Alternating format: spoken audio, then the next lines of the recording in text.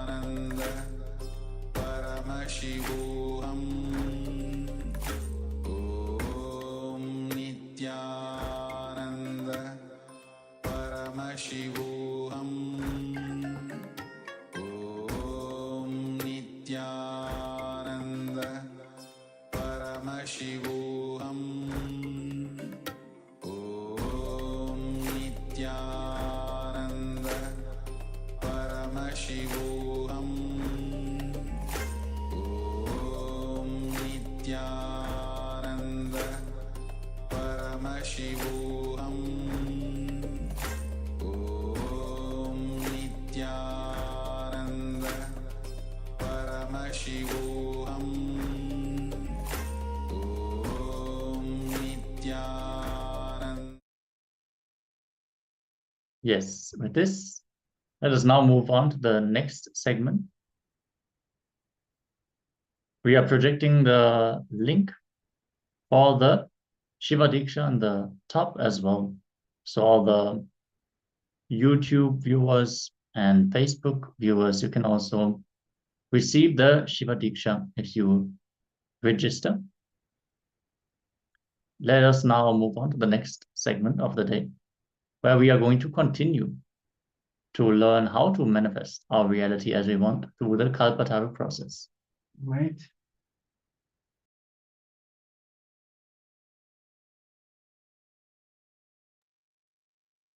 What you will learn in this section: the science of manifesting your reality, how the Supreme Pontiff of Hinduism and you are co-creators of this reality. What is your responsibility? Creating a space, completing with self-doubts, self-hatreds, and self-denials, and taking responsibility and acting. What is the Supreme Pontiff of Hinduism's responsibility? Giving initiation and awakening the Kundalini Shakti. Kalpataru is the process where an incarnation is the co-creator of one's desires. Paramashivoham is the process where an incarnation is the co-creator of your life, your very consciousness. Now we are going to reveal to you the science behind the Kalpataru process. Kalpataru is the ability to cause what you want as reality. In this Kalpataru process, both of us together cause the reality to happen to you. You take the responsibility and I infuse the energy, in the words of the Supreme Pontiff of Hinduism. In the Kalpataru process, both the Supreme Pontiff of Hinduism and you have to play your part. Your responsibility is to first create a space where what you want to achieve has already come true.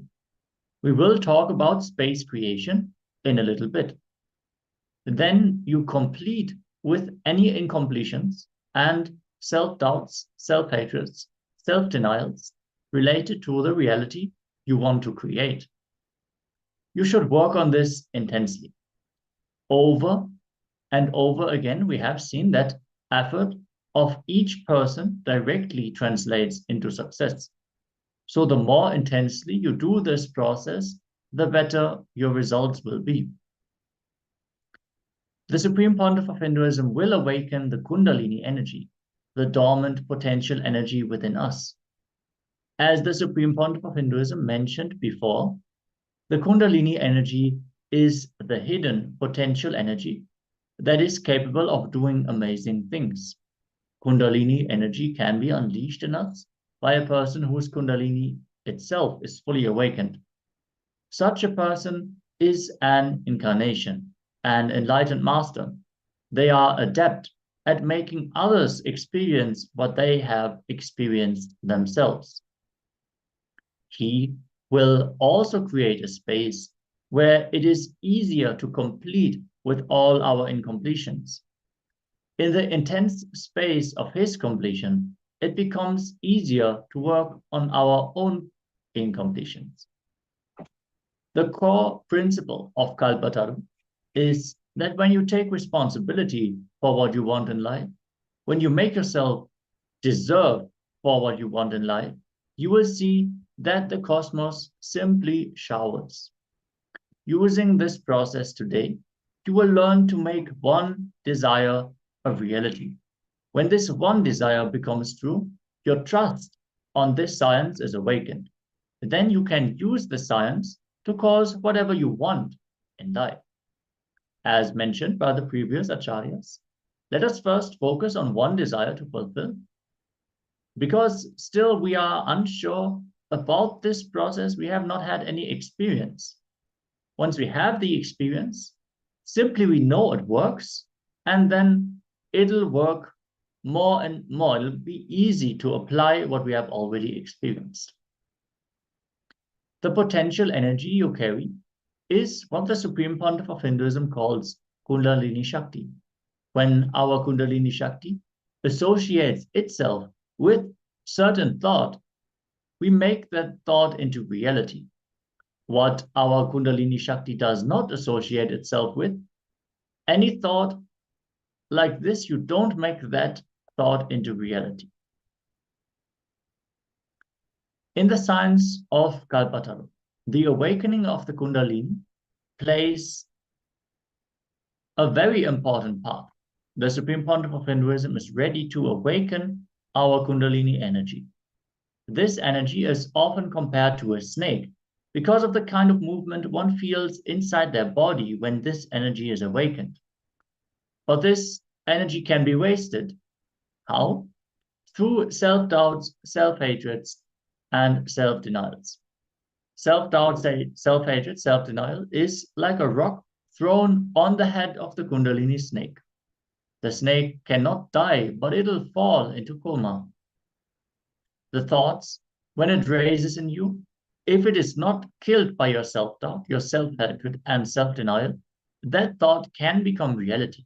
That thought can be manifested as reality. Kalpataru is nothing but removing the rock and moving the Kundalini snake up. Only if self-doubt, self-hatred, self-denial is completed, Kundalini can spread all over your body.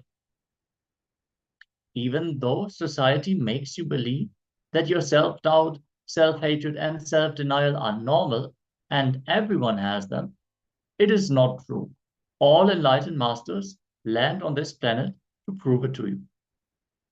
What you believe of you is framed by your SDHD. Removing your self-doubt, self-hatred, self-denial has a huge impact on manifesting your reality. The Supreme Pontiff of Hinduism may be there near you, and he may awaken your Kundalini energy, but if you do not complete with your self-doubts, self-hatreds, and self-denials, your reality will not come true. Imagine, if we are sitting in the Himalayas, the river Ganga may be flowing next to us, but if we are sleeping, having the Himalayas and Ganga near us is useless. The biggest liberation you will experience is liberation with the self-doubt, self-hatred, and self-denial. Completion with self-doubt, self-hatred, self-denial will be the most powerful experience. When we are lighting a fire with logs of wood, we can throw many logs on the fire. If the fire gives up as more logs are thrown on it, then the fire dies. Similarly, if you remember impossibility again and again, you make impossibility a member of you. The same fire is capable of burning the entire forest.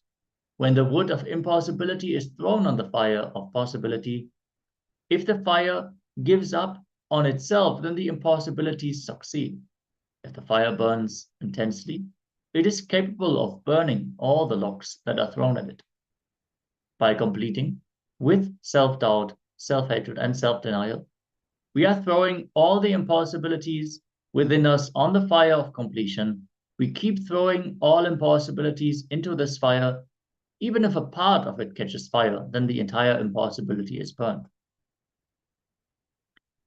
Every human being allows himself to be expressed, allows his possibility without self-doubt. In one dimension, in any field of your life, if you complete with your self-doubt in that field, you become educated. Let us say that a person excels in the field of cooking. This person has allowed their possibility to blossom without any self-doubt in the field of cooking. This person may be useless in other fields, but in cooking, he has no self-doubt about himself. He knows that he will be able to make any dish he sees. We might have given up on ourselves when it comes to mathematics, but we might be an adept in the field of arts. The same way, there are people who are engrossed in mathematics and they don't know how to cook. They don't know how to draw because they believe it is not something that will open up to them. They carry some self-doubt, self-hatred, self-denial regarding these fields. Some people will allow themselves to be without self-doubt in the field of medicine. Some may become an orthopedic surgeon or a general physician, an eye specialist or a dentist. So every human being expresses his peak possibility, allows his peak possibility in some one field without self-doubt. They allow the Kundalini to be awakened in that field. It is not possible that the Kundalini energy doesn't express in any field at all. No, then you can't be alive. Even to be alive, at least in one field, you have to allow the Kundalini to breathe through you. If you allow your Kundalini to express itself to its peak possibility in any field, in that field you become a leader. Just because our Kundalini is awakened, it does not mean that we will reach the peak in that field. Not everyone who becomes a doctor is the same. Some reach higher levels of achievement than others. It all depends on the level to which they have completed with their self-doubts, self-hatreds, and self-denials. When you complete with SDHD, so much energy is released. The main boon Swamiji is giving you is your completion with SDHD. He does this through many ways. Sometimes he can give you completion through knowledge, and other times through a meditation or a process. Whatever the method is, the process is the same. He infuses energy into you and blasts the self-doubt out of you. This process is called an initiation. This is why it is so important for all of us to attend the darshans every night, receive all the dikshas, all the initiations we can receive.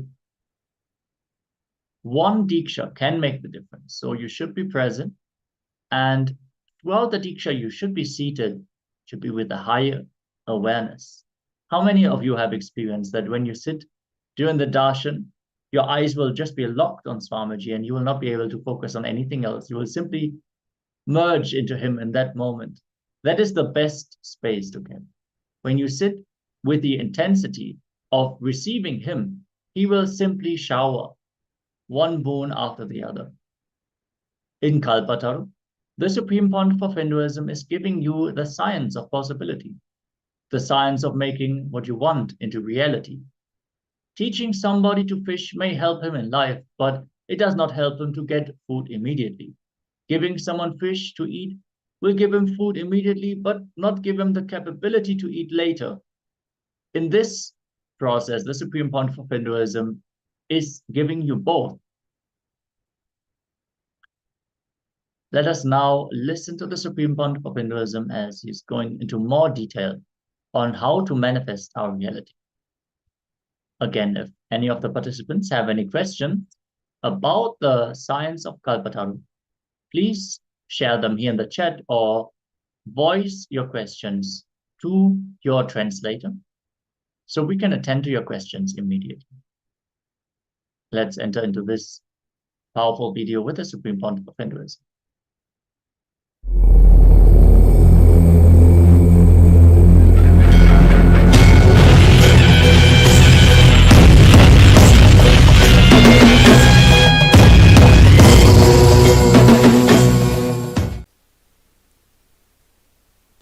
Any thought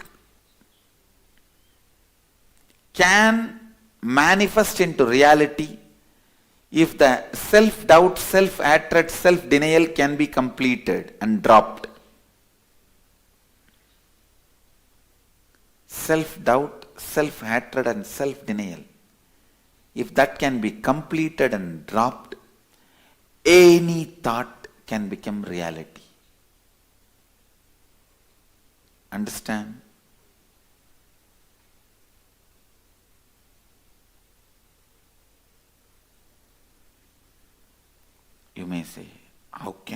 thought become reality. How many times you can ask that questions in how many forms? I will also give answer in so many forms, but same answer only I'll give. You will say, how can it be possible? I'll say it is possible. You can say, how can it happen? I'll say it can happen. You will say, no, it is not possible. I'll say, okay, tatastu.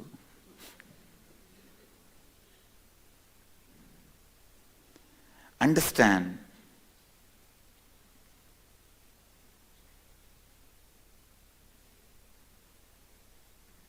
deep down the constant self-denial you carry. Any good thing,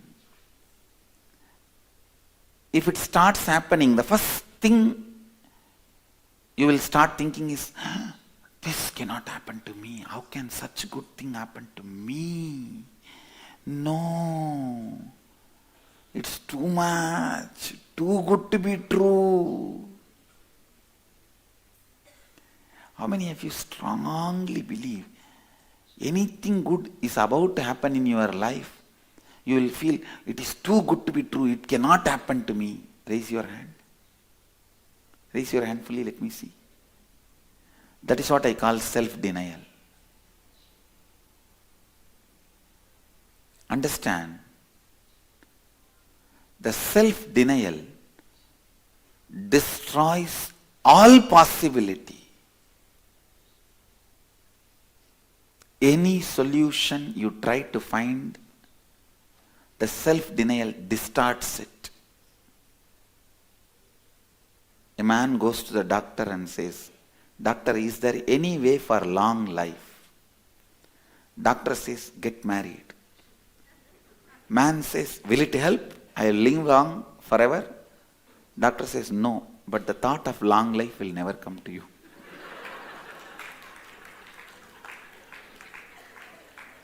Solution with the denial is not going to work. This is not solution, please understand. You never getting the thought of long life is not the solution for wanting to have long life.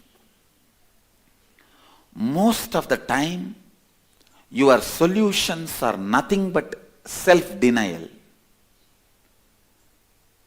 How many of you already remember? Many times you pacify yourself with self-denial as a solution for the problem. Raise your hand.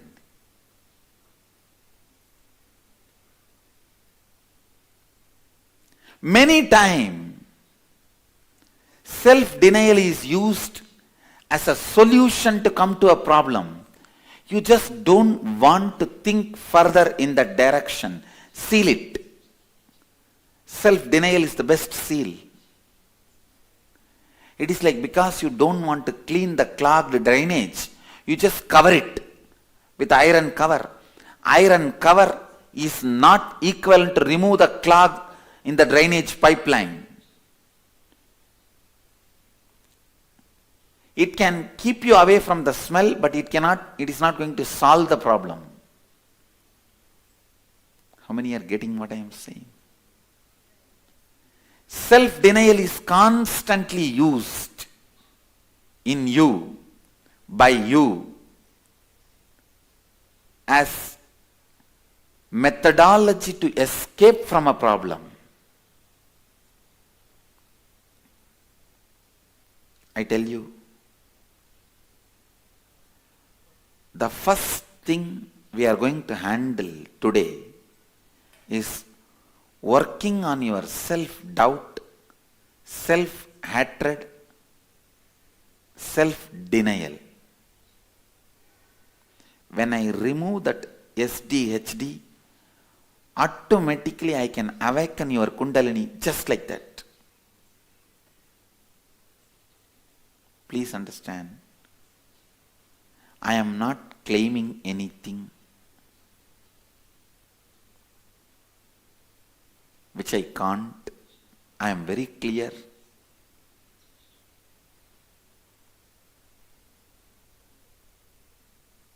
If a doctor comes and tells you, he's a doctor for last 25 years and he has done so many surgeries successfully, he is not egoistic, proud or boasting. He is just telling you the fact to give you the confidence so that you are ready to go through the surgery. Same way, when I introduce me, I am not egoistic, boasting, arrogant. I am just telling you the fact so that you can trust what I am teaching and experience it. Please understand, I am very clear about what I am saying. I have awakened the Kundalini energy of at least few lakh people. Successfully. And I request you, the science is 100% success, foolproof method.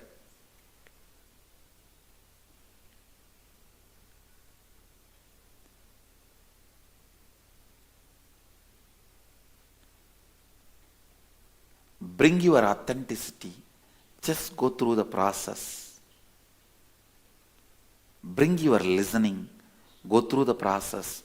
You will see what you want can be manifested by you simply. Understand?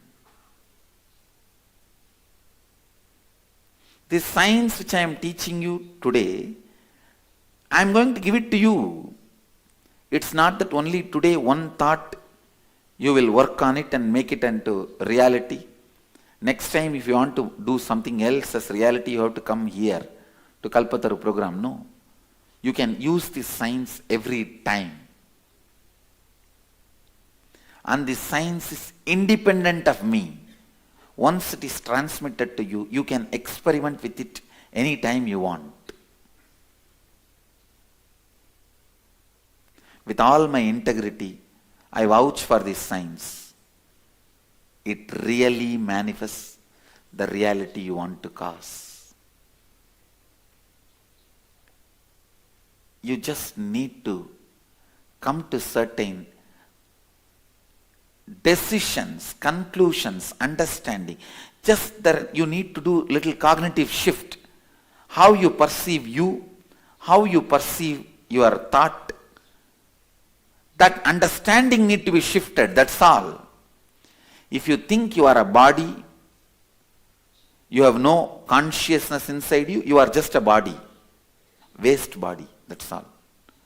If you think you have a consciousness inside, the Kundalini Shakti, which can be awakened and used, you have a Kundalini Shakti, that's all.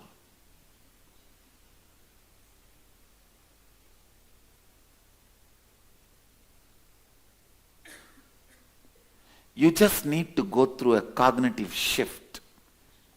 Your perception about you need to change. I just want to repeat this one idea.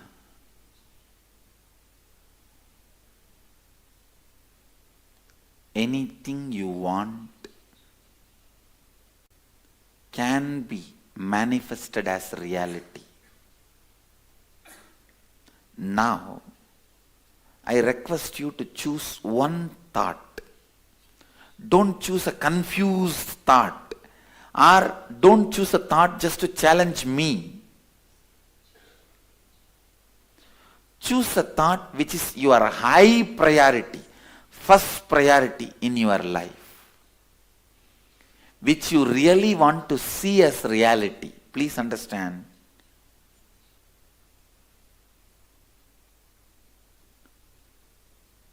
Don't choose just to challenge me. If you are trying to challenge me and establish supremacy over me or the science I am teaching, you are only going to be the loser. I am not. Because you can only conquer a man who comes to conquer you. You cannot conquer a man who is not interested in conquering you. That is why I tell, don't fight with a non-violent person. I am not here to establish my supremacy over you. So you cannot establish your supremacy over me. So don't waste your time in choosing a thought just to prove this science is not going to work for me. Sometimes you think, no, the science itself will not work. Sometimes you think, maybe it will not work for me, it will work for everyone else.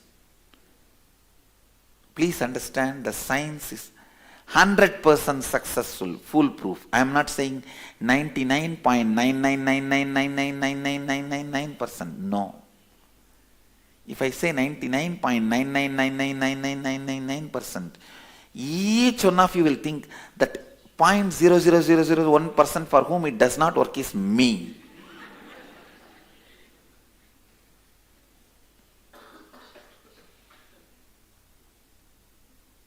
How many of you are here? You will think exactly, it is not going to work only for me. Raise your hand. It's true. You are authentic, that's all, when you raise the hand. Now that is the way our mind functions.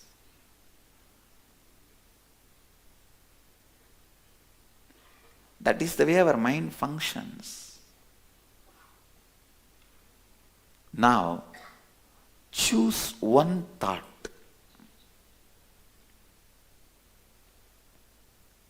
Any one thought which is first priority in your life. Please understand. It's like if God appears in front of you and asks, "Oh my son, what do you want?" What you will ask him? One thought. Don't try to be very cunning.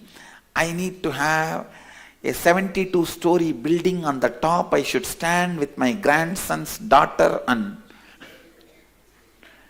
drink in a golden cup.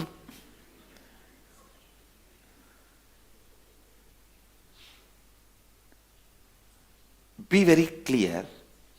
One thought which is your first priority, which you want to manifest. Choose that one thought and pen down.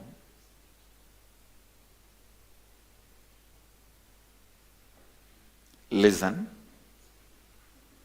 Listen. First listen, then you can start.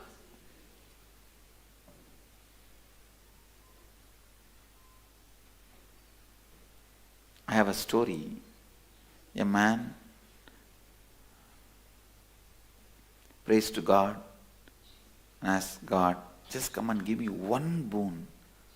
God is also very pleased. He says, all right, I'll give you one boon, just one. Ask. Immediately the man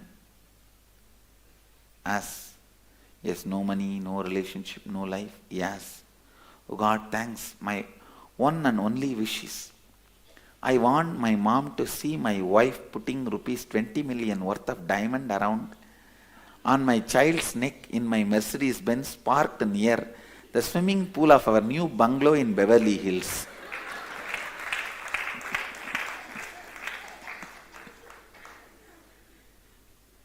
See, this is nothing but you trying to prove that science is not working, going to work. No. Don't try to challenge this science. Because I am only going to help you to bless you. I am going to be the co-creator of your reality. Please understand. I am going to be the co-creator of your reality. It means who is the other co-creator? You. We both are going to create your reality. So approach it from that context of making it into reality.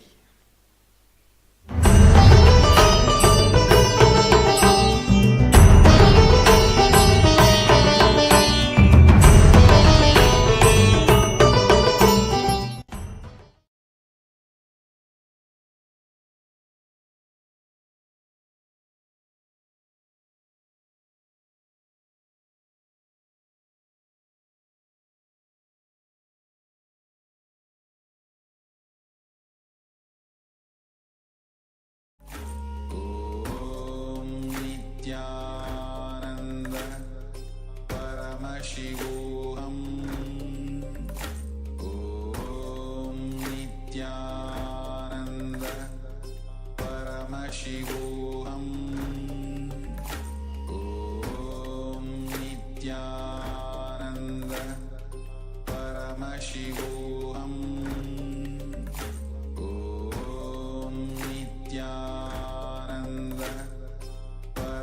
Paramashivoham Om Nityananda Paramashivoham Om Nityananda Paramashivoham Om Nityananda Paramashivoham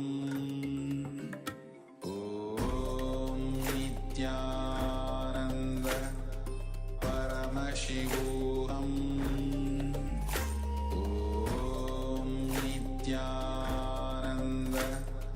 Paramashivoham Om Nityananda Paramashivoham Om Nityananda Paramashivoham Om Nityananda Paramashivoham Om Nityananda Paramashivoham. Yes, Nityananda. So let us now continue with the powerful Kalpataru process. At this point, I would like to ask all the participants, who of you has made the decision they want to take the Shiva Diksha, which is going to be given by the Supreme Pontiff of Hinduism later today during the darshan? You can just send your name or a yes in the chat, and make sure that you sign up using the Shiva Diksha link, which is projected in the scroll above, or which is also sent in the Zoom room if you are joining in from the Zoom directly. Let us now move into the process of Kalpataru. Step 1, the importance of space. The first step in the Kalpataru process is to create a space for what you want. Space is bringing your future possibility into the present. A space is created by strongly visualizing that what you desire has already become a reality. Imagine what you want is already present. Creating a space is like making the balloon with which the visualization, infusing the air into it, is the second part, which is like infusing the energy for the reality to manifest. If you are creating a space for health, just see, it is already real. You are already healthy. You are living healthily. This is the creation of space for health. Your inner space is equivalent to your womb. The way a child can grow in a womb, in the same way you can grow whatever you want in your inner space, and it can be made into reality. It can be delivered. See, when you are visualizing that what you want to manifest has already become reality, visualize it vividly. For example, you want to manifest a specific car. Visualize yourself walking towards that car, holding the door handle, opening the car, sitting down on the seat. How does it feel? How does it feel? You are sitting on the seat, holding the steering wheel, starting the engine. How does it sound? How does it smell? Visualize that you are already there. Already you have manifested this, what you want to manifest. Step 2 of the Kalpataru process: eliminating self-doubt, self-hatred, and self-denial in the space. What happens is, naturally, your mind will not accept the space you have created. No. I have knee pain. I can't even sit. I have back pain. I'm couching. I'm coughing. I'm sneezing. I have a headache. All my spare parts are functioning on their own. How can I be healthy? Your mind will question all of this. When you create a space complete with all the doubts which happen in you, including the doubt whether you can create this space, including the doubt whether you can complete with your doubts, including the doubt whether the space will become real, complete with all that. and this is important, do not fight with the space created. Take responsibility for the space that you created. If you have created a space that you will be completely healed, you will become healthy. Don't fight with it. Don't challenge it. Take responsibility for it and act from the space of responsibility. You letting your possibility happen in you, you trusting your possibility without self-doubt, you responding to your possibility without the self-doubt is Kundalini energy. When the impossibilities come up, see what pattern is it? Is it self-doubt, self-hatred, or self-denial? Find out when this kind of pattern started in you, constantly doubting you and making you believe impossibility. Decide to relive and complete. Drop it. Step 3 of the Kalpataru process. Recreate the space. The next step after completing with self-doubt, self-hatred, and self-denial, which is very important, is to recreate the space. The space is like a balloon, and the self-doubt, self-hatred, self-denial are like holes that have drained the air out of the balloon. Don't you throw away the balloons with holes in them and get a new balloon? Similarly, after completing with self-doubts, self-hatreds, and self-denials, you have to recreate the space. Do not forget this important step. So after you do the intense completion, again create the space. Again visualize. Again see it has already become reality for you. Decide to hold on to the new space you created as a reality for your life.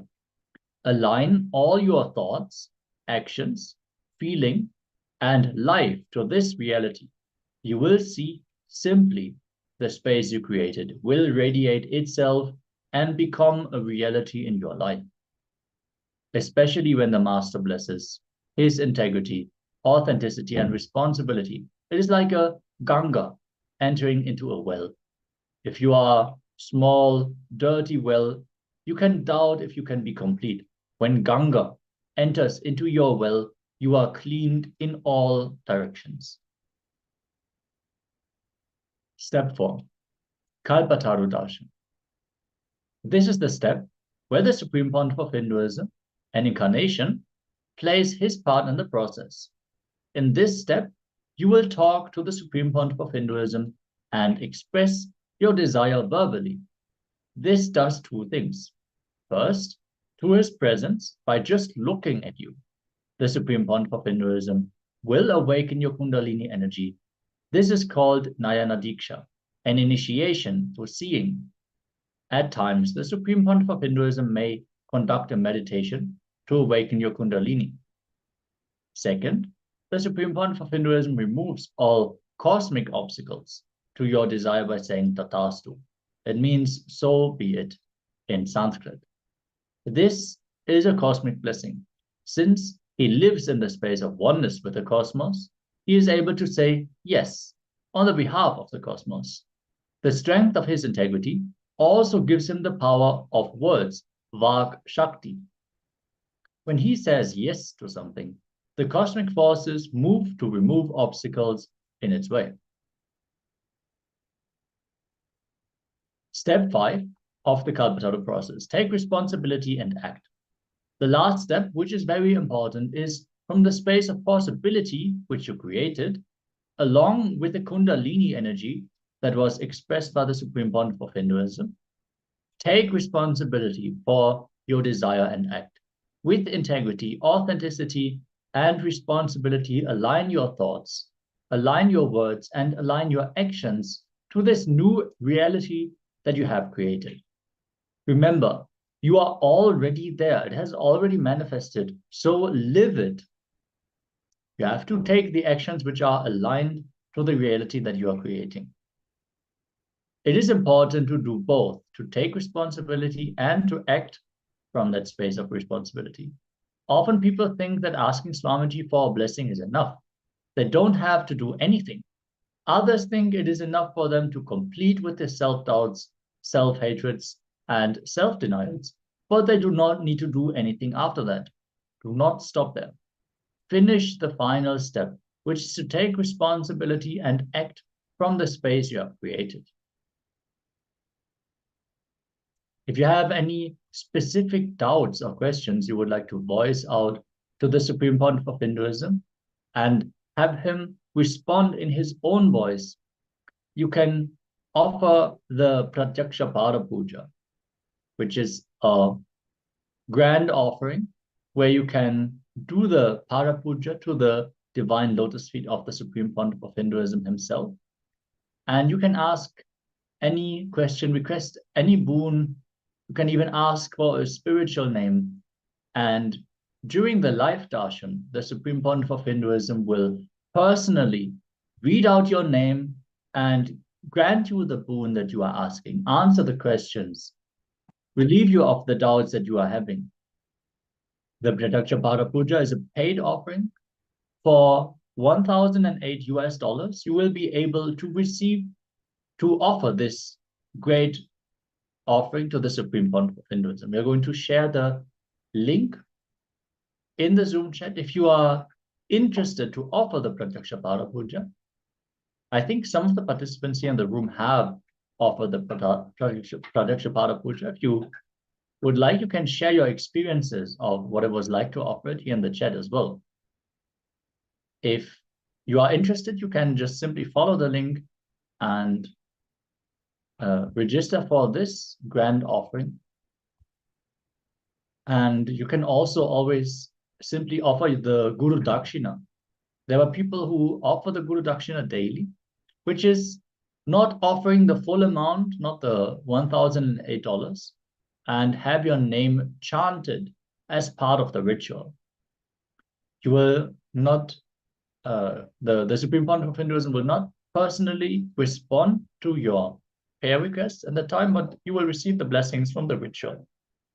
There are some people who simply offer like $5 every day and have their name chanted as part of the ritual, which is a beautiful habit to have. It's a great blessing to be part of this offering, which is offered by the initiated sannyasis and brahmacharis of the Nityananda order, the order of monks.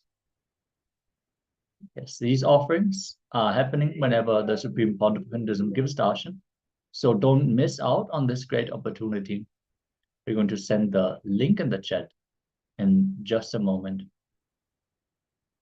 as we are now going to move on to the actual Kalpataru process.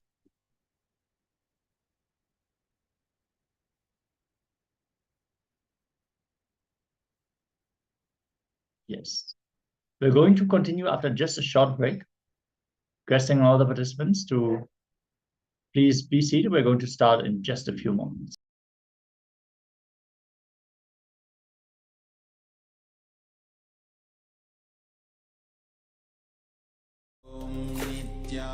Nityananda Paramashivoham Nityananda Paramashivoham Nityananda Paramashivoham Nityananda Paramashivoham Nityananda Paramashivoham Nityananda Paramashivoham Nityananda Paramashivoham Nityananda Paramashivoham Nityananda Paramashivoham Nityananda Paramashivoham Nityananda Paramashivoham Every time you visualize and make it into reality, it is called creation. But you visualized, you did not make it into reality, you failed, means it is only recreation. It cannot be direct creation. Please understand. Every time you hold a space for something, if there is an incompletion, the reality you created collapses. So again you will have to complete this incompletion and hold that reality back. So listen.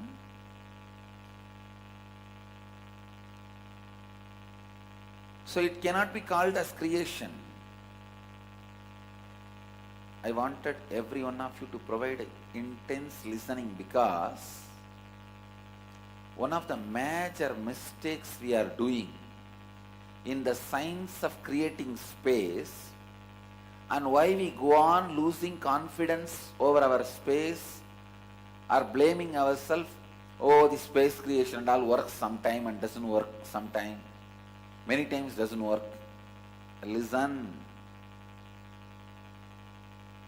I want you to learn this nitty-gritties of space creation. Once you create a space, if there is an incompletion, the whole space collapses. Don't think if you just complete that incompletion, that space runs. No. You have to recreate again. So whenever you find an incompletion, complete that incompletion and drop and recreate the whole space again.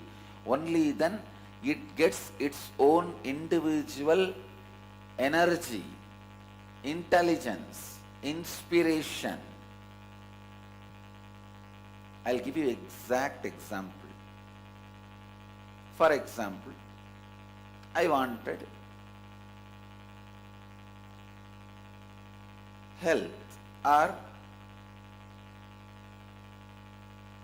some things to happen as I want. It's an example I am giving. Let me give you the example of better you, because I don't want anything, that is a problem. So I cannot give experientially that example. If you want wealth, you create the space for attracting maybe $100 million. After you created the space, after 2-3 minutes, who is going to get fooled by this space creation idea and all? Maybe by teaching the space creation idea, he might have become what he wanted to achieve, but we have not got anything. Some foolish, stupid thing. The moment that incompletion comes, but you are so intelligent, you catch that. You catch your SDHD and complete with that and drop. After you complete and drop, you think that space you created earlier is by itself powerful. No. Once you complete the incompletion, again you will have to visualize step by step and create the space, because when you complete the incompletions and drop them, along with that the visualizations you created earlier also goes away. See, next few days I really want to teach you the science of space creation. The science of space creation is, it's a self-Kundalini awakening process. Understand? The science of space creation is a self-Kundalini awakening process. You can awaken your Kundalini on your own right, on your own energy, on your own intelligence. You can awaken your Kundalini on your own. The science of space creation, the science of creating the space can awaken your Kundalini on your own and keep your Kundalini in right direction. Vivekananda says, unless you complete deep incompletions, even if your Kundalini awakens, there is a possibility you can send your Kundalini energy in their incompletions. See, Kundalini energy is like a lottery given to you. You can use for whatever you want. Kundalini is like a lottery given to you. You can either use it for some good purposes or for bad purposes, means self-destructive. That is why I always insist on first do completion, then the Kundalini be awakened. Purnatva Kriya. Completion, then the Kundalini should be awakened. High level depression. Depression is very cheap. Low level. Even in the depression, there is a category based on the pronunciation. Depression.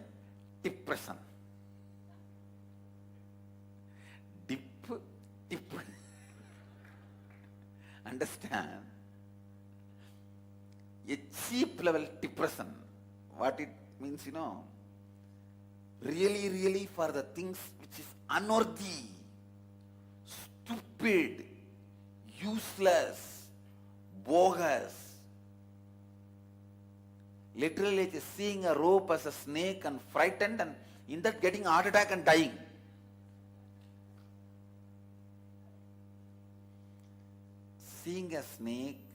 Seeing a rope as a snake and getting frightened and running away is depression. Seeing a rope as a snake, getting a heart attack and collapsing there and dying is depression. Cheap, bogus means even for you to be depressed, there should be a logical reason. Without even a logical reason, you beating yourself is depression. Cheapest type of suffering. Please understand, even depression can be tolerated. Logically coming to a conclusion and depressed. Depression cannot be tolerated. Even logically, you are not convinced you should be depressed. That is depression. Why are you depressed? I also don't know. Because there is no other state to be, so I am depressed. Because I do not know any other state, I am depressed. Understand? Learning the state to be in is the science of creating space.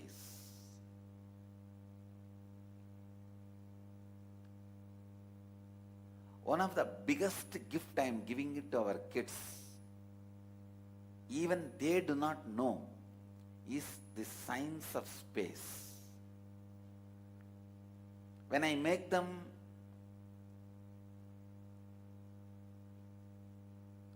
grow the rose plants without thorn or Rudrabhishekam with rain, without even their knowledge, the science of space is becoming their reality. Only after seeing yesterday's Arangetram, I understood, oh God, dance has so many things. I was thinking dance means what? Put the music and jump. Only after yesterday's Arangetram, I understood there is so many things to be learned.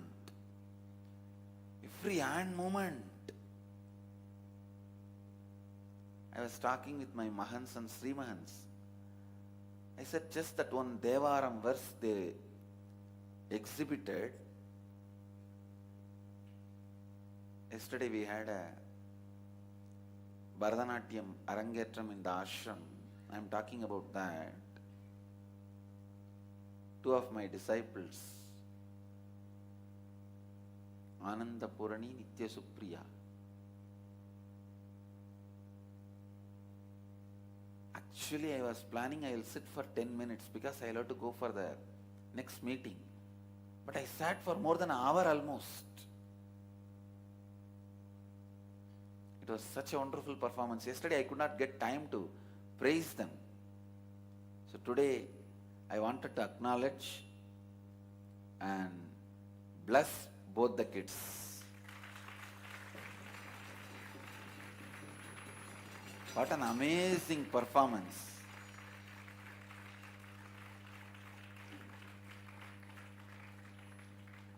And I really wanted to acknowledge, bless both the kids and the parents and the teachers who trained. What an amazing performance. There is so much in the dance has to be learnt, the tala, so many, that rhythm and the way the mudras, the body moves. I can tell you guys, the Bharatanatyam will make you completely healthy. Your breathing system, your whole body, stamina, everything. After seeing that yesterday, I really wanted to make Bharatanatyam compulsory for all the women.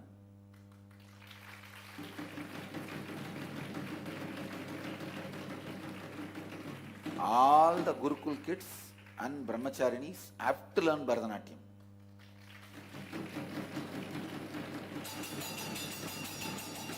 Really, I can tell you it will make, it is equivalent to so many kriyas, because when you bend your body such a way, your breathing naturally forms the pranayamic cycles, and just through the Bharatam, they kept the health and the mental health, physical health and everything.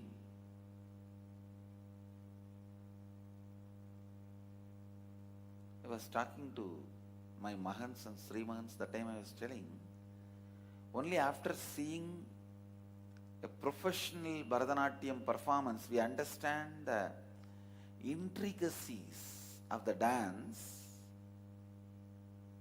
If not, we think, oh, what is there? Dance, put the music and jump. Monkey also jumps. Put the music and jump like monkey. And only when we see the professional Bharatanatyam dancers, we understand. I could not yesterday praise them and bless them. After seeing the performance, I was just, it's too good, too good. That's what I have to tell. Especially to the Acharya, Ranjani Ganeshan. She is also a disciple. I just wanted to bless both the kids performed and the Acharya. What an amazing presentation, God.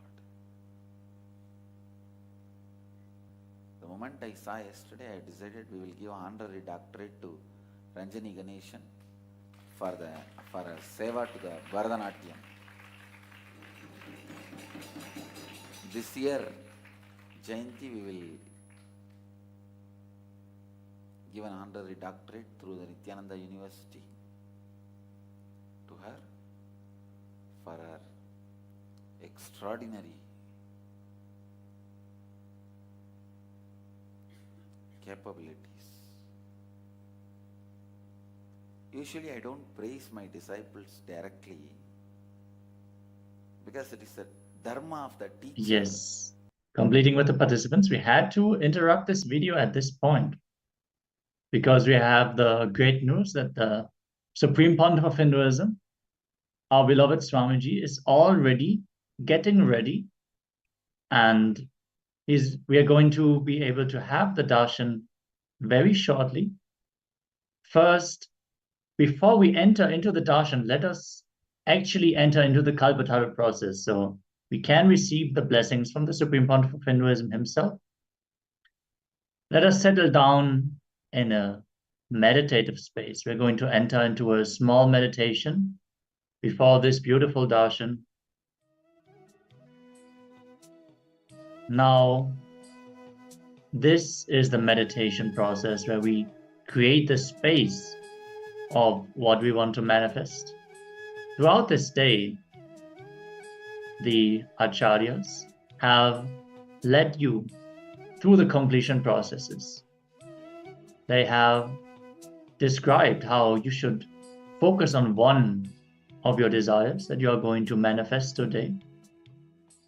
Now it is time to please sit straight and consider the one desire you wrote down earlier, the one you want to make a reality. Create a space for what you want to achieve. Consciously, responsibly visualize what you want and declare it is already reality. See yourself already in that situation that you want to manifest. Feel, breathe that space.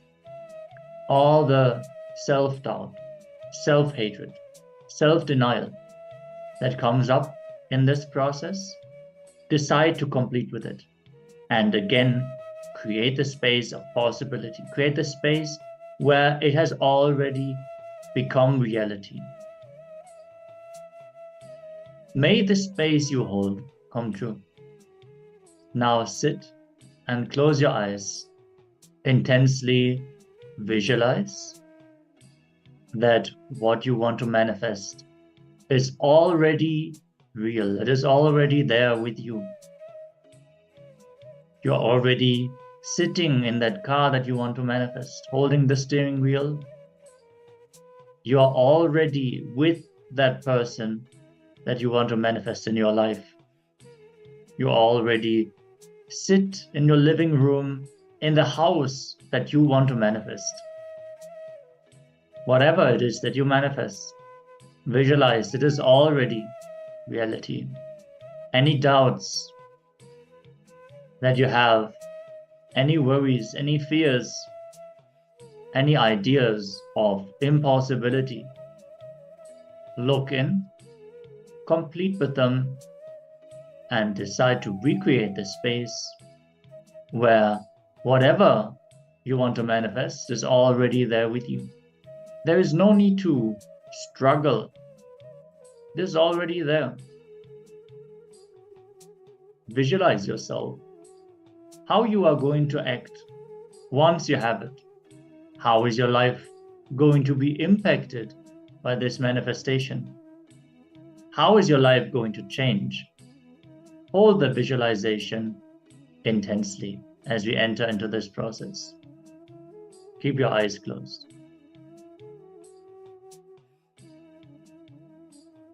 As we are now going to enter into the divine darshan of the Supreme Pontiff of Hinduism.